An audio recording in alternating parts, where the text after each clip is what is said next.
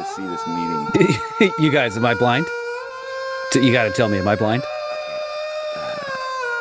Okay, now I got the chat. Oh my God, I'm such a granddad. Hey, Adam. Yeah? Welcome to Unthink Me. What are we doing today anyways, so James? Well, I see you brought a chart with you. I went to a football game. I'm sorry about my voice. I hope maybe you can do some of the talking today. It's pretty early where you are, but it's always time for hot toddy. You're not going What is anywhere. a hot toddy anyways? Oh boy, now you got me on the spot. It's lemon, honey, and rum? The only reason I would know how to make a drink is Kingdom of Loathing, this like online RPG where you actually make drinks as like part of your crafting. As James observed, I put up a new graphic behind me. This is just another way of stating the whole integral model that reality is a stack of levels in four quadrants from the perspective of the teal altitude. Teal would be one of these little bands of light, little tiny bands of visible light inside this electromagnetic spectrum. The impetus for today's show, we did how do levels actually work, and it was a pretty good show, talking about the altitudes themselves and how holonic mechanics taking parts, myth, and then stacking them into a new whole, the orange beam rational fact-checked truth, parts go into a whole, that goes into greater wholes. So showing how that works in the level of mind, the level of altitudes. And then we did the great turtles are levels of reality. And we talked about how beyond the level of mind, reality continues to be a stack of levels in four quadrants, perhaps. And that gets us to where we are today. We have the classic ass Ken Wilber visual showing his vision of the four quadrants expanding outward in levels that are mirrored across the four quadrants. So this was like his first big visual of the quadrants. This was kind of his realization of a theoretical quadrants model. The one behind me is a version of that. Catching up a little bit, we do only meet audio and video wise once a week. And we were talking about the Ken Wilber quadrant on graph. And we didn't quite align on how it worked. So we thought, well, if we don't align on how it works, take any two other random samplings of people, and they probably also won't align on how it works. And so Adam said, hey, Jim Tum, I made this in like a little paint program in a half hour or less. And it's the same graph, but it simplifies it and adds our color spectrum that we've been talking about since episode 1, Phantom Menace. And we debated. We debated a little bit. Well, this doesn't make sense to me. And Adam's like, well, it makes sense to me. It makes perfect sense. Well, if we take 1 to 2, you'll see the graph. 1 to 2, that can't be the equal distance between 1 to 2 in any of the other 3 quadrants. He's like, well, yeah. But it doesn't say anything about that. So it becomes more confusing the more you look at it. So hopefully by the end of this episode, you'll see this visual that we use. Looks like kind of like crosshairs in a scope, and that will sort of be your legend or your key to understand the much more complex, much more wordy version that you'll find in Ken Wilber literature. Hopefully, that's the outcome of today. That's really good. Yeah, we're putting in plain English, and we're putting it for an audience of people who don't want to read a bunch of books. It's just not the approach. We're just trying to make this like commonplace speech. There you go. Analogy of light, the electromagnetic spectrum, which is a through line in Wilber and us. It is the four quadrants, grid paper divided in 4 sections, upper left, upper right, lower left, lower right. So the center of it is the non-dual.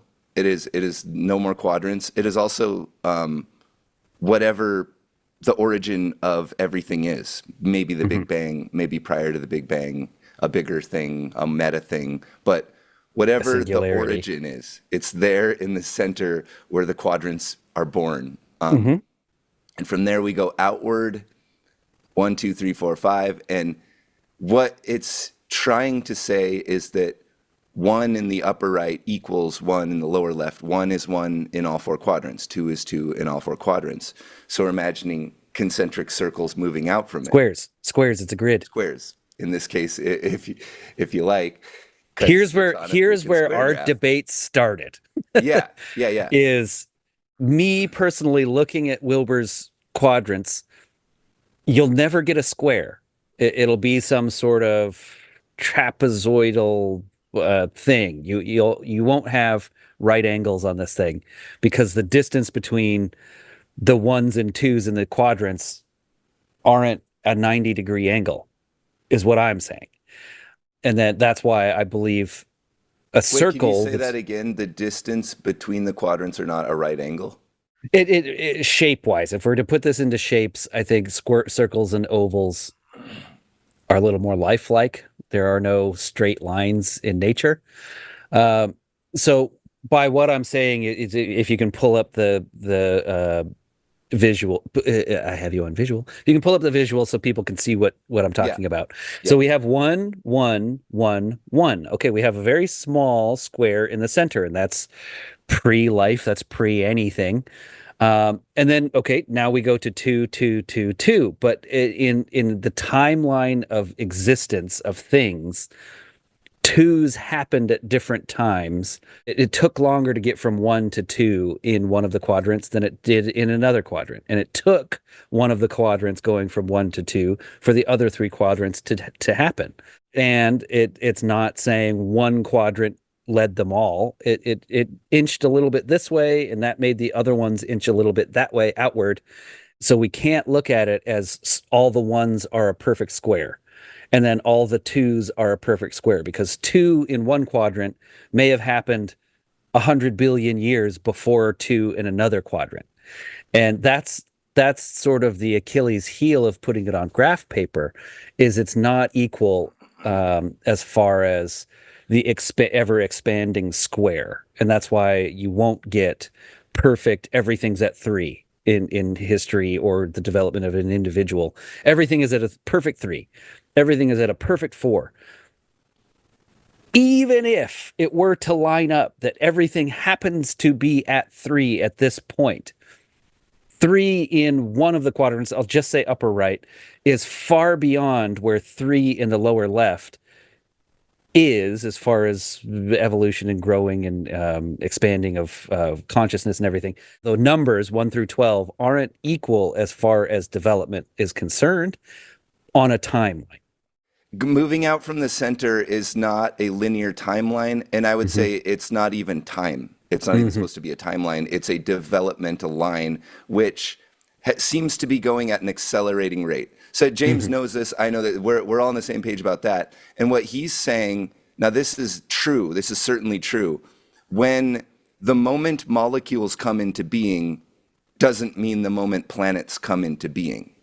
It is only to say that when you have a preponderance of planets, those planets are made of molecules. When you have a preponderance of molecules, they'll coalesce into planets. This is a problem with language, because we have to name all these levels on every quadrant, and the human mind has never approached the problem in this way, so we don't have language for the things where they would exactly line up. You see the same problem in altitudes itself. To say red meme in an individual, the selfish legend person, versus the historical red meme Genghis Khan society, you know, how do those line up exactly? Super unclear and linguistically broken. That's the whole point of something like this. But just to notice that when there's a preponderance of selfish legend, you have racist clan people basically taking over the world. Fearful groups. Yeah. I completely agree. Like this presentation is extremely confusing in terms of the vocabulary used. And I would even say wrong, like you've pointed out in places on this. I would say it's like actually wrong in terms of the language it's using, like completely misleading. So I'll give, I don't want to pick Ken Wilber apart. He's a pioneer in just putting this on paper. Like, we're doing this without reading the book that this is a visual for, granted. Granted. But where we had some friction and both finally agreed, not finally. It wasn't like a lifelong battle between us. Maybe Uh, like 3 minutes. Yeah. yeah, 3 to 5 minutes of well, dude, in like dude, well, dude, in like well, dude, in like dude, well, dude, number 5 and 6 in the lower right states societies with a division of labor, I think it says. Yes. And so we sort of pick that apart down to its molecules and atoms of, well, what's a society? When I say society, I'm thinking of buildings, some sort of leadership structure, hierarchical structure. But if we say a pack of wolves has an alpha and a beta and elderly and young, so that is that not also a society? Well, yeah, but no one that I know frequently calls a pack of wolves a society. But technically, If we're calling a squid culture a society, could we not then call a forest a society, or a group of shrubs or mhm. algae or a fungus colony? Is that a society with division of labor if well, it produces well, flowers or pine cones? well, Now we have sexual roles. you had me until the fungus society because yeah, those are societies. And actually, we're learning that trees do communicate to an extent as well. So it's difficult to put a word Well, on a massive concept, I think so is what we're what trying to get he's at. doing, so he's putting neuronal Hmm. organism at 5. Yeah, six and So 5. Yep. it's a creature with a brain. It's an animal. This is my Hmm. interpretation. It Hmm. has sensation, which plants don't have, eukaryotes don't have. So Hmm. that works. It's locomotive. It moves around now where plants didn't. 4 was vegetative, 5 is so far so good. Yeah. But then societies going from Then heterotrophic ecosystems to societies with division of labor. Do all animals have societies with division of labor? That's a funny way to put it. yeah, That's it's an certainly a funny odd, way to put it. and it's language. It's the restrictions of the most vast language on earth, English, is still restrictive when talking about concepts that are fledgling. It's hard to title, what is it, 12, 24, 48 different titles to things and not And he's overlap and he's try to be trying descriptive. he's trying to adhere to classical terms and literature as well. He's trying Hmm. to like honor people who have done this. So this is what comes out, for good or for ill. Okay, I think I remember now. So stage 9, archaic, that's beige or infrared. Hmm. That's cool. They have symbols. So symbols as opposed to concepts. Like, okay. They have a neocortex, triune brain. So that's pretty much like the human animal has this kind of. Well, actually, that's applying to all higher mammals and not even just a human yet. So this Yeah, is wolf packs. it's not saying like self-aware. It's just saying it can think. So 10 is magic. So to this seems to suggest that with the human brain comes magic, but then that's to miss the whole like infrared era where all we had was fire for 100,000 years and we didn't really Instinct. have Yeah, right. symbols. So it's a little fuzzy there, I would say. I would agree. So this is Uh, what we're this is shut up a second. No, this is what I'm saying where they don't quite line up. So yeah. one is ahead of another, not the number one. A topic is ahead of another topic, but the two things need each other to advance. It's a difficult concept to explain, and you will cross your eyes if you stare at this thing. And this is the bad mofo. It's this visual that from Ken Wilber is one of the just you look at it, and the one with all the lines, the integral psychograph, Mm. that one's hardcore too, and we can do that one too. But this is really the integral vision as it was like kind of first put out there. Now, the one that I've always hated is if you look at the upper right in 11, 12, and 13, what we're doing here is we're taking like in this case amber, orange, green, let's say, kind of something around there in terms of the interior altitudes and the collective, and we're trying to name what the physical brain is doing. There are no words for these. So he's calling them systems function one, systems function two. It's a nonsensical term, but something different, of course, is happening in the physical brain when someone is, thinking, feeling, and doing categorically different acts.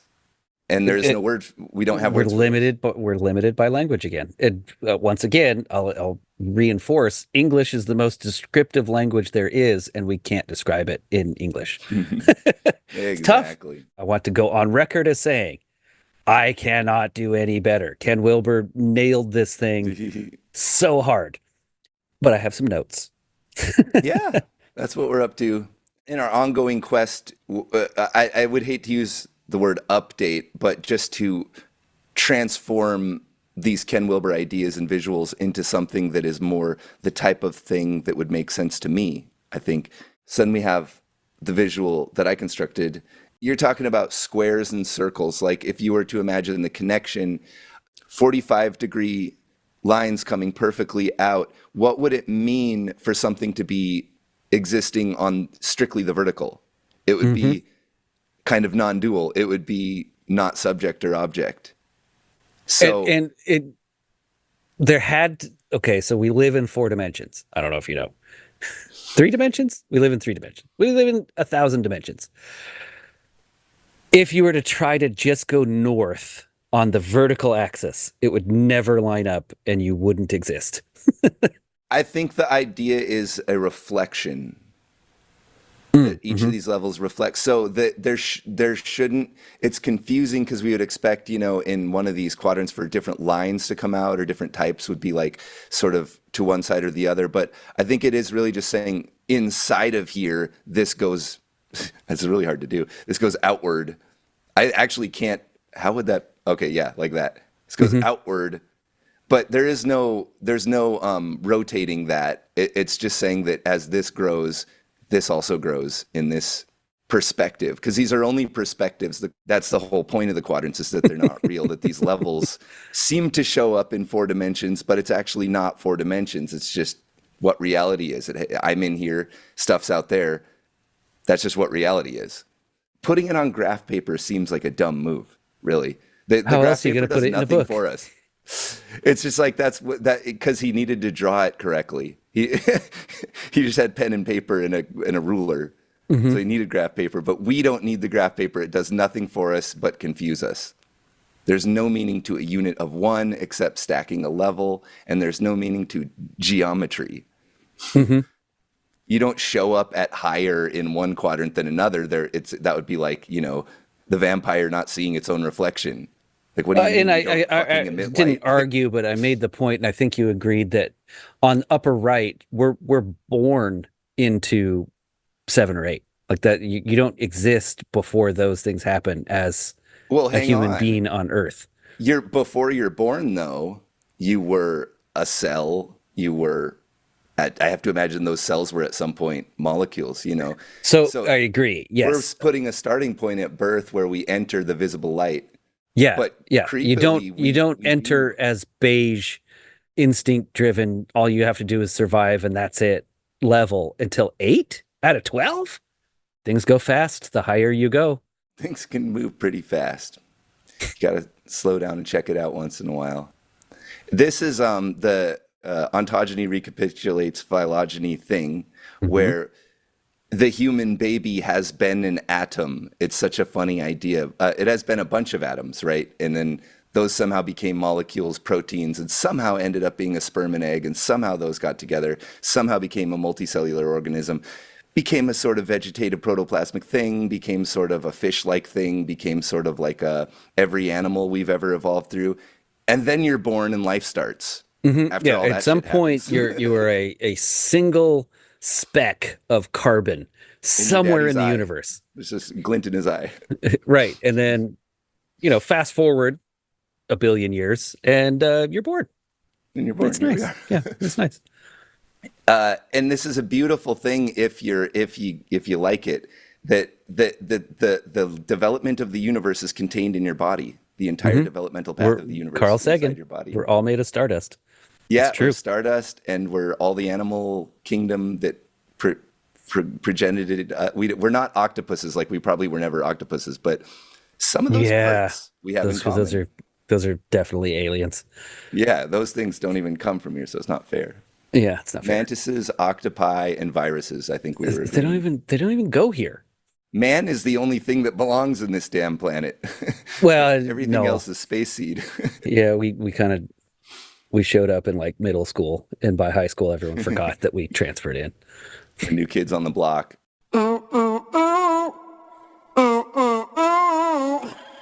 White stuff.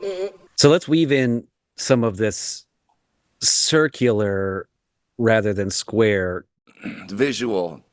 It's a stack visual. of levels in 4 quadrants. So the graph paper model that Wilbur uses and has used is represented here in this sort of crosshair looking through the scope of time with not only infrared but also ultra colors. It shows the spectrum with very, very simplified terms. There aren't 12 steps. There are 12 titles in each quadrant. There's just a handful, and they're all sort of boiled down to the basics. So this overlaid on the other chart are the same chart. However, this one hopefully gives you a little perspective on time, elevation in the altitudes, and the existence of consciousness. The other one, as we said before, it's a little blurry on where consciousness comes in. Is it when stimuli is recognized, or is it when stimuli is recognized very early on in upper left, but then we don't even get a neural cortex until later on in the upper right? So this kind of shows that represented in colors when we're actually talking about, you know, beige, red, how yellow, however you want to go on whichever scale you want to go, represented here in the rainbow. So it starts. This one doesn't isn't square. It's round and at times ovular, but it starts with a singularity and then the Big Bang. The singularity would be where the two axes meet. There's nothing labeled there because there's nothing there, almost literally.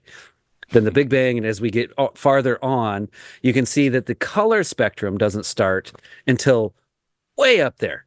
The animals, so you have atom, molecular, cell, animal, Homo sapiens, or Homo genus. If you look at upper left, we don't even start till body, way later. So I hope that looking at this, it's like, oh, okay, this makes a little more sense. Maybe yes, maybe no, but it's definitely easier to read for me. It's not overwhelming the first time you see it. When you see Wilbur's 4 quadrants, definitely, I don't care who you are, it's overwhelming at It's first. everyone, yeah. Yeah, I don't care. I don't care at all. Yeah, his is intended for like an academic purpose and it's supported with documentation. And we just wanted to make one that would be more apparent to the human eye. And we had pointed out, what is the left quadrant of atoms and molecules? What the hell does that even mean? What is systems function 1, 2, and 3 in the upper right at 11, 12, and 13? This is trying to explain what the brain's doing at different developmental levels, but we don't have vocabulary for those because neuroscientists don't know altitudes. So we're playing in a lot of cases with currencies that don't exist in his one. So I just leave those blank. You have in the upper right atoms and molecules, in the lower left make the universe and galaxies, but in the upper left we don't really have words for this. They exist as information in the universe. That's their interiority. That's not anything like the mind. For scale, we've said the timeline accelerates through development. That it does unfold over time, but it's not accurate on the time level. The visible light would be teeny, teeny, teeny. Just like in a planetarium, the planets would be the size of a grain of sand if the scale was correct. So it is correct in the timeline, but not in the distance between them at all. And it should be understood as this is a depiction of reality as a stack of levels in 4 quadrants. It's a map of reality as a stack of levels in 4 quadrants. So this should contain everything there is. That's what's And fun about everything. this. And everything that is, we're calling it levels of light. And the analogy is these bands of a spectrum weirdly match with the history of the universe. Mm-hmm. I'm not making any pseudoscience new age claim that we are. A young man on acid today realized that all matter is merely energy condensed to a slow vibration, that we are all one consciousness experiencing itself subjectively, that there is no such thing as death, life is only a dream, and we are the imagination of ourselves. That's from Bill Hicks. Yeah. But what is condensing light? What does that mean? Well, this is what it means, I guess, that the Big Bang was a big bang of light. So the universe is light, but immediately it stops being light. This is what it becomes after that. So that's a really fun way of thinking about it. This is a map of reality as a stack of levels in 4 quadrants. Very strange. But that's kind of the integral theory. Holons. On the macro level, this is the history of everything, and you have history as a quadrant in and of itself. I mean, I Human like history. that. It's like physical manifestation of his When history. years matter. Yeah. Mm-hmm. And time is really only applicable, measurable on that side. Atoms still exist. Molecules still exist. Cells still exist. I'm not saying that the Big Bang doesn't exist. The effects are still in effect, but it isn't still happening, if that makes sense. Galaxies are crumbling and expanding all at once.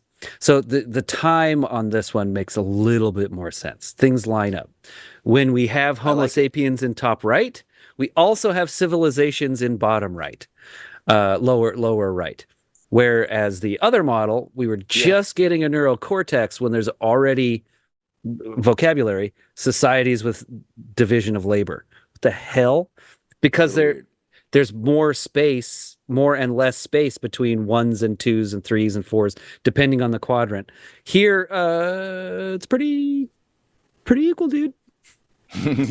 Yeah, we don't generally think of like sexual dynamics as division of labor. Generally we think of magenta as the start of division of labor because you start having classes of people. Hunter, gatherer. Yeah, There's the labor division. And some people own more and stuff like that. Right. Is procreation and reproduction division of labor?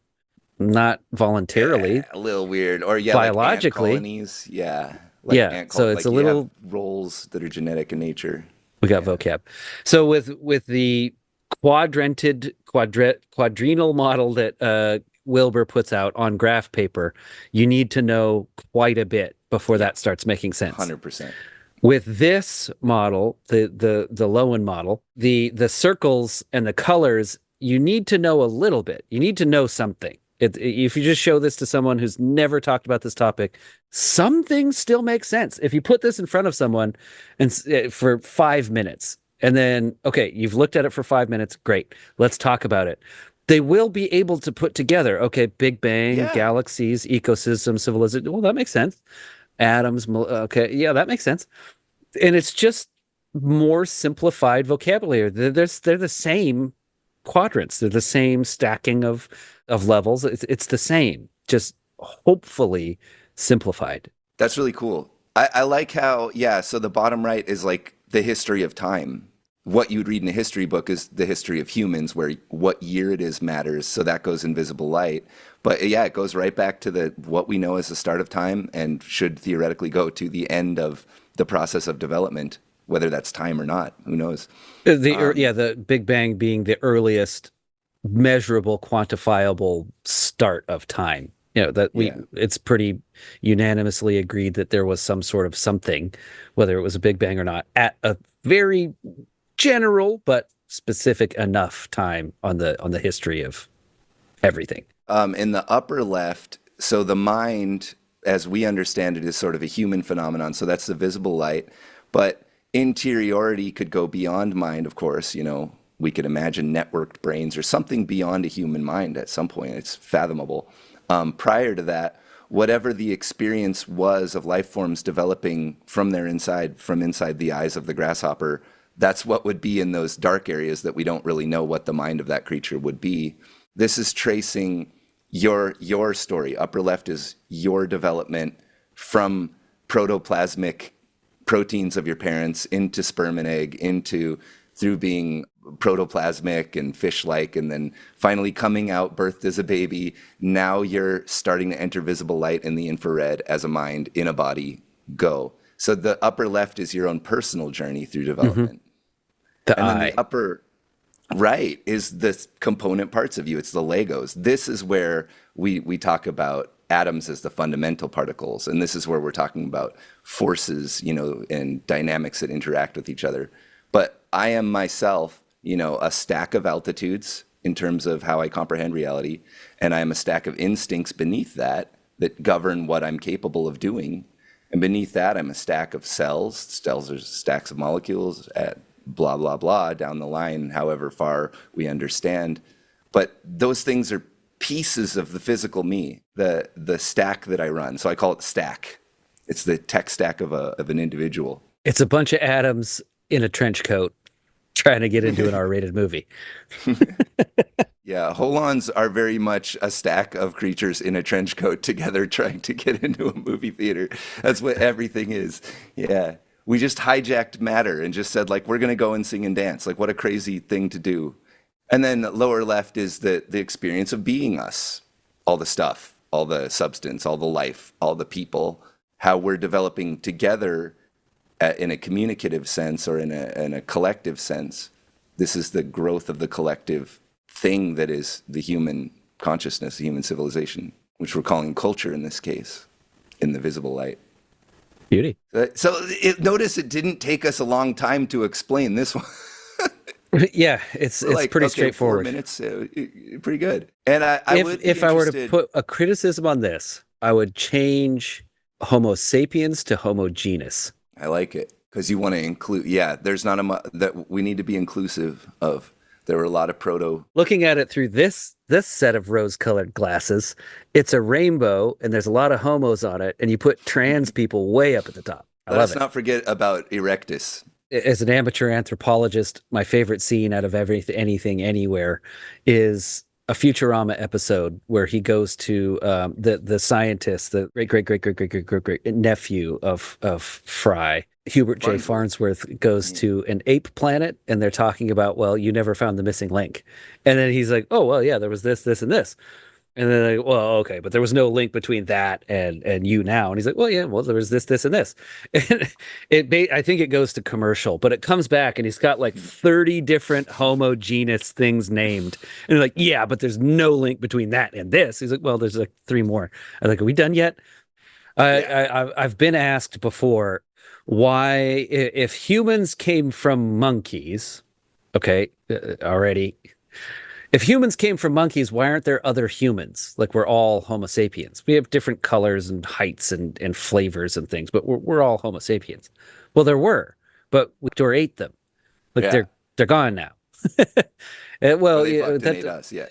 yeah, that doesn't mean that doesn't make sense. Why aren't there other types of humans? Yes, there were, but Homo sapiens are savage rapists. That's in like the history of time. We've either bred them into sapienism or completely destroyed them out of existence. I was in anthropology like 10 years before you, so I don't know anything about it anymore because it keeps changing. They keep finding more missing links every day. A new missing link. There's so many. It's so awesome. Many big words. My favorite is there were probably 25 runners up. Heidelbergensis. If anyone wants to nerd out on That was that, a newer one. Yeah. those were the hobbits. Oh, those like, guys. Yeah. Most comparatively, they were very short, stout creatures. Pygmymons. They were Homo, but not sapien. I don't know where we make the division between microwave and infrared, because infrared's big.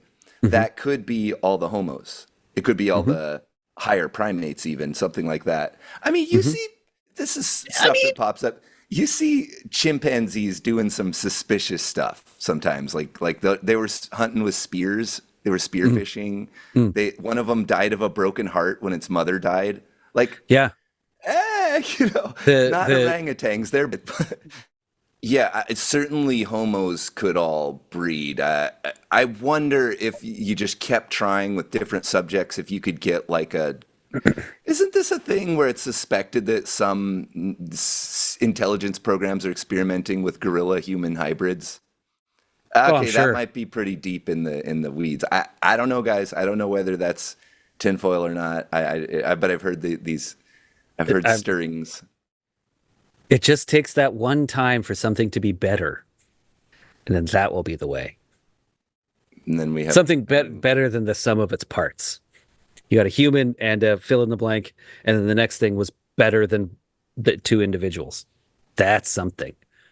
I would like to be a zebra man. I think that would be pretty cool. Isn't that your fake name when you're making reservations at a nice place, Dr. Zebraman? Yeah, Antonio Zebra Man. It's a cool The name. Sausage King of Indiana? Are you claiming that I'm not who I say that I am? Snotty Sir. or snooty? Snotty. Well, this has been part 3 of our mega levels. In my very limited, shallow research of these things from other sources, not really spelled out and definitely not recreated in a simple form. And I wanted to say too, going from start to finish over the course of this 8 months or whatever it is with you, we've essentially covered the entire integral theory at this point. Like this was kind of the last thing you do is holons. With some And sideshows. we didn't do, as typical for integral, we didn't do a whole lot of lines and types, and we make cases for why that is, but we could go more into that. But now it's like we've got the whole terrain fleshed out. If you watch, the videos of our podcast, even all alone, it covers the whole integral theory in our own words, with our own language, with all this stuff that we made up, the our ways of describing it. But it's all the same deal. It's the integral theory. And then Personally, I hope to only add to this topic. I don't want to say any part is wrong or ours is better. I just want to be supplementary, ancillary, integral. I'm just saying, it's like you're now certified with you and everyone and me. It's like this is a basic understanding of integral that you could get off our channel. It's a beautiful Yeah, thing. We did you've good. completed 101. Now go get hazed in the quad. That's the integral theory, everyone. We've done it, hooray. The integral theory, holons, levels of reality, the whole thing, the whole integral theory, dead simple, plain English. Hopefully we're understanding it correctly. You guys are really helpful to us in the comments, sorting that out. Thanks for watching. Like, subscribe, join us on Discord. Get Namaste. pumped. When you find a deuce in the urinal, do you take a picture? No, I try to pee it through the slots. Yeah, I try to help out. Yeah. Like, does the person cleaning this up want it to be nice and solid, or like most of it gone? Yeah. Well, yeah. And we just hope you're having a beautiful, lovely time. And just in case we're saying goodbye,